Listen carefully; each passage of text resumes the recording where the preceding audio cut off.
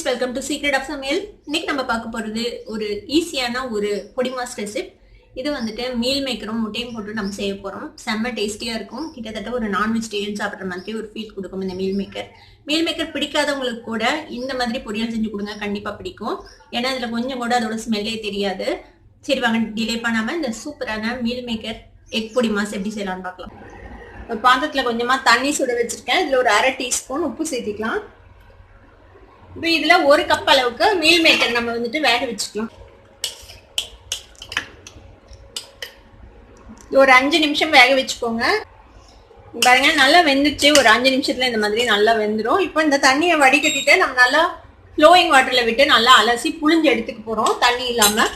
இப்போ நம்ம வேக வச்ச மீல் மேக்கரை வந்துட்டு இந்த மாதிரி நல்லா தண்ணியில அலசிட்டு நல்லா ட்ரையா புளிஞ்சு எடுத்து வச்சிருக்கேன். ஒரு 2 தடவை நல்லா வாஷ் பண்ணிட்டு எடுத்துக்கோங்க. ஒரு சிலருக்கு அந்த ஸ்மெல் வந்துட்டு பிடிக்காது.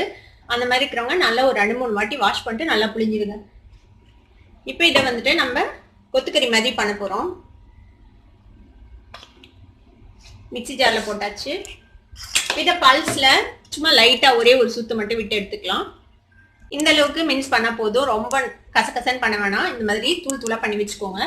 இப்போ இதை ஒரு பவுலுக்கு மாத்திடலாம். நம்ம ஒரு பேன் அடுப்புல வச்சிருக்கேன். இதுல வந்துட்டு ஒரு 2 டேபிள் ஸ்பூன் அளவுக்கு எண்ணெய் விட்டுக்கலாம். எண்ணெய் நல்லா சூடாயிடுச்சு. இப்போ இதுல கடுகு, கடலைப்பருப்பு, உளுத்தம்பருப்பு சேர்த்திக்கலாம்.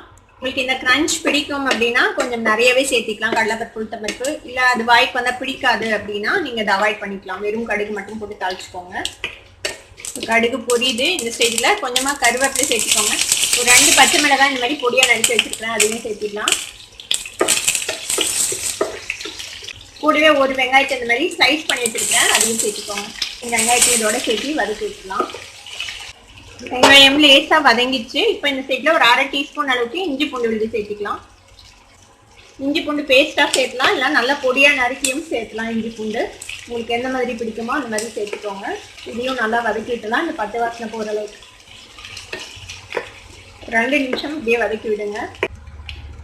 இப்போ 2 நிமிஷம் நல்லா வதக்கியாச்சு. இப்போ வெங்காயமும் நல்லா வதங்கிச்சு. இஞ்சி பூண்டு பேஸ்டோட பச்சை வாசனையும் இப்போ போயிருக்கும். இப்போ இதில் ஒரு 1/4 டீஸ்பூன் மஞ்சள் பொடி சேர்த்துக்கோங்க.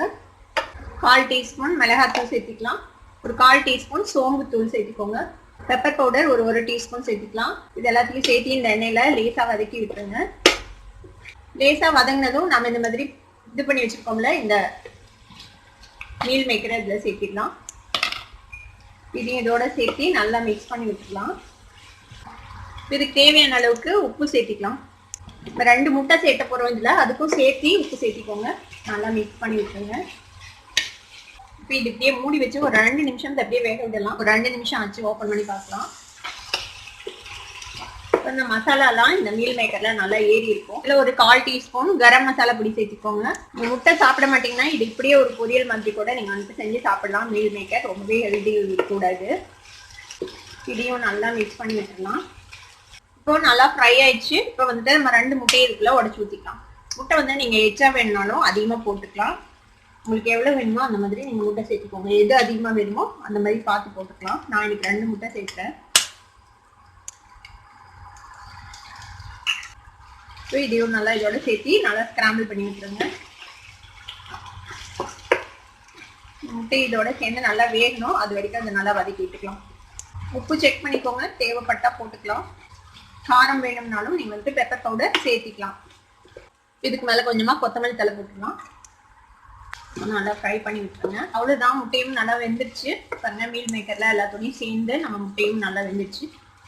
இப்போ நம்ம அடுப்பு ஆஃப் பண்ணிடலாம். அவ்வளவுதான். இந்த சூப்பரான மீல் மேக்கர் எக் பொடி மாசம் நீங்களும் ட்ரை பண்ணி பாருங்க. ட்ரை பண்ணி பார்த்துட்டு எப்படி இருந்தது அப்படின்னு எனக்கு கமெண்ட்ஸ்ல ஃபீட்பேக் கொடுங்க. இந்த வீடியோ உங்களுக்கு பிடிச்சிருந்தா சப்ஸ்கிரைப் பண்ணுங்க, பக்கத்துல இருக்க பெல் ஐகானை கிளிக் பண்ணுங்க. அப்பதான் நோட்டிபிகேஷன்ஸ் உங்களுக்கு வந்து சேரும். லைக் பண்ணுங்க, ஷேர் பண்ணுங்க. தேங்க்யூ ஃபார் வாட்சிங் வீடியோ வியூவர்ஸ். Bye bye.